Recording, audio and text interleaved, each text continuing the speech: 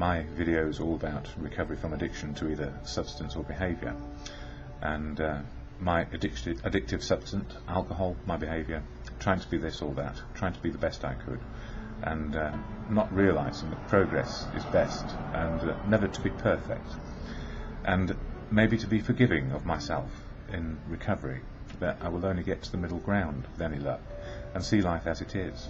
And that's a big turnaround for me. I was driven by fear of failure most of my life, and didn't know why, and that was simply because I didn't know what life was all about.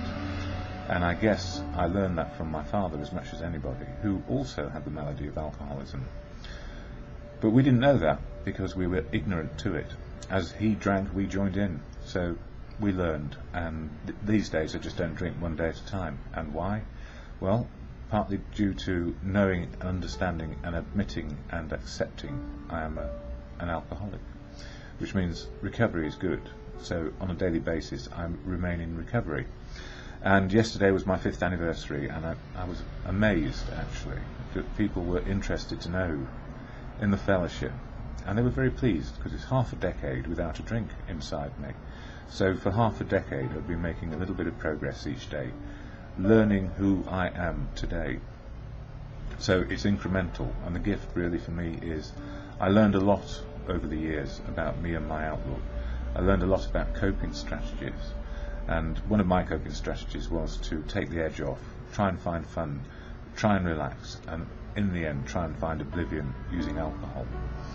It served me well for a little while, and it was fun, and then it became part of a life maybe that was distorted and off where I would have been best served, and doing service and being a part of life.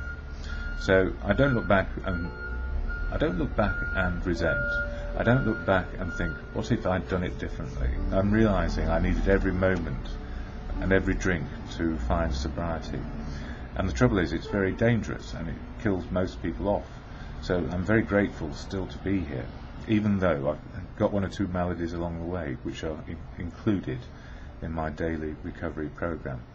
So alcohol was my substance, and any old behaviour, to trying to be perfect in work, in relationships, it was always there. What helps me most is the support of family, community, society, and a fellowship. My fellowship is AA, Alcoholics Anonymous. I don't speak for it. It's full of unique, authentic people who can speak for themselves if they choose to do so. But nobody speaks for AA because it only has one purpose. And the preamble, which is shared at, I've just been told, 720 meetings in London each week, goes like this. AA, Alcoholics Anonymous, is a fellowship of men and women who share their experience, strength and hope with each other, that they may solve their common problem and help others to recover from alcoholism. So we just help each other. The only requirement for membership is a desire to stop drinking. There are no dues or fees for AA membership. We are self-supporting through our own contributions, and nobody puts in what they haven't got. AA is not allied with any sect, denomination, politics, organisation or institution. It's not a cult. Does not wish to engage in any controversy. It doesn't have any political views. Neither endorses nor opposes any causes. Our primary purpose is to stay sober and help other alcoholics to achieve sobriety. So it has one primary purpose as a fellowship, that's sobriety for ourselves and other people who are looking for a way out of the addiction. So, that's its simple part. Then there are 12 steps of the action to take, attitude and behavioural change, if you like, if you wish to do them. Some people exist with just doing the meetings, and that's fine, but it's a process of osmosis, I found. The more you go, the more you learn, and that's why we share experience, strength and hope each time we go about how we're doing right now, as much as where our history is. So I'm a very grateful recovering alcoholic, and I could have been a drug addict had I had, I suppose, more ego, more fear, and put more brave facing to do. I don't know. I think the addict drug part just speeds up the process, and when I've gone to NA meetings, although drugs were never really my story, I just find that everybody goes at a hell of a pace. So I quite like the pace in AA. It took me a long time to get there, and I hope I stay there a long time. And it's a settling down process to find this elusive spiritual, emotional and physical recovery. And it's one day long, so I don't have to try too hard. Once I got the message and understood I could be alive a little bit longer by not drinking, because certainly I would have been dead without the fellowship. I know that, yeah, pretty much certainly. So I make no bones about it. Fellowship helps me. Anonymity provides sanctuary for people to find their truth and how to get well.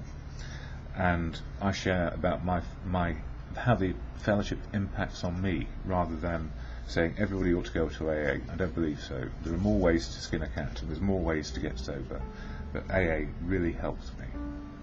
And the 12-step program, which we've gone into June, step 6, which is we're entirely ready to have God or our good conscience remove all these defects of character. So as we did our moral inventory in step 4, which I talked about in April, moving on to step 5, where we share the details of our assets and liabilities, we then get on to saying, okay, on the liability side, what are my principal defects of character, or things which I do to extremes? So for me in the old days it was too much fear, too much brave facing, and a lot of brittle ego going on, trying to look right rather than be right. So step 6 is actually saying, okay, well, what are these things I do too much of? And it goes on to say, step 6, necessary to spiritual growth, the beginning of a lifetime job. Recognitions of difference between striving for objective and perfection. So striving's good, perfection will kill us, I suspect. Why we must keep trying. Being ready is all important. Necessity of taking action. Delay is dangerous. Rebellion may be fatal. Point at which we abandoned limited objectives and move towards God's will for us, or opening up our lifetime possibilities, rather than trying to keep it all under control. Because one of the principal defects we have is we think our way is the only way. So, as with AA as a fellowship and me as a human being, when anybody finds an interesting way to keep in recovery, I want to know about it, because it's good, because there are so many ways to be sober. And that's from the 12 by 12 steps and 12 traditions. 12 steps keeps a person on the right track. The 12 traditions keep us in a fellowship where it's safe to be truthful, and anonymity is the principle which helps people find their spiritual base, or spiritual outlook. In this one, Daily Reflections for June 2nd, it talks about the upward path. Here are the steps we took. These are the words that led into the 12 steps. In their direct simplicity, they sweep aside all psychological and philosophical considerations about the rightness of the steps. They describe what I did. I took the steps, and sobriety was the result. These words do not imply that I should walk the well-trodden path of those who went before, but rather that there is a way for me to become sober, and that is a way I shall find and have to find for myself. It is a new path, one that leads to infinite light at the top of the mountain. And as I've said before, at the top of the mountain you get a better view of what's possible, rather than in the valley where we only have our own personal view. The steps advise me about the footholds that are safe and about the chasms to avoid. They provide me with the tools I need during the many parts of the solitary journey of my soul. When I speak of this journey, I share my experience, strength and hope with others. And that's what I do here. Experience, strength and hope of how to be sober. So it was a bit of a lesson last night. I went to my home group at the Boltons, which is a step tradition and chips meeting. So I was looking to get my 5-year chip.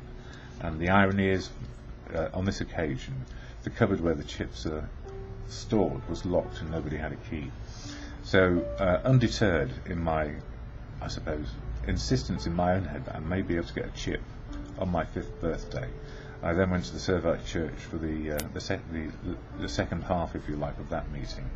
And they had every chip but one. Yes, they didn't have the 5-year chip. So you know what? I just take it as it is. And sometime this week or next week I will get my chip. But you know what? That's old behaviour can come out as a defect there. I want it now. And the answer is, I'm waiting for it.